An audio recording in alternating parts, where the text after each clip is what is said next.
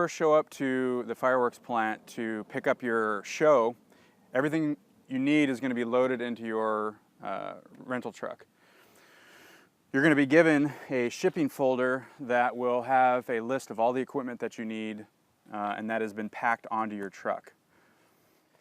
So when you're in the back of your truck, what you want to look for prior to leaving the plant is basically everything that's important on your show that's listed on the equipment list.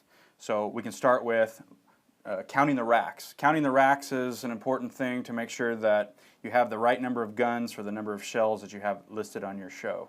Okay, you should be able to do simple math to determine how many racks you're going to need based on how many shells you have in your show. That's something typically an operator will count out ahead of time so that when he gets to the plant to pick up his truck, he'll be prepared with what to look for.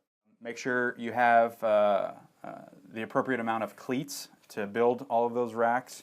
You want to make sure that you have the same number of product boxes and cases to make sure that it matches your bill of lading, which is needed when you're transporting explosives. You should have a couple water fire extinguishers on your truck. You need to make sure that you have the right firing system, which will also be listed on your show work order, whether it's pinboard, pyrodigital, etc. Make sure you have all the associated accessories that go along with that particular firing system, whether it's external battery set, firing cables. Make sure you have the right number of firing cables and the right field modules, whether you're getting strips, boxes, etc. Also on your truck, you should have masking tape, a bag of nails, baling wire. Those are the typical smaller pieces of hardware that you should look for in addition to foil. Most of those items are also something that an operator should carry personally with him, just in case he needs extra or they were overlooked when the truck was packed.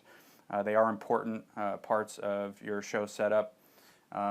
They can either come in a bucket or in one of the red ready boxes. So those are two places that you would typically find those items. And the last thing to look for and make sure that you have as a personal item is packing tape in case you have live product that you need to transport back to the plant at the end of the show to be able to repack the boxes according to DOT standards. At the end of the show, when you're loading your truck out, make sure you pack it in the same neat fashion that you did when you picked up your truck. So having all your racks stacked very organized, keeping your trash organized and picked up, making sure that you're not burying your electronics, and there's no possible way for equipment during transport to fall onto your electronics. Also so that your load's not shifting around for safety during transport.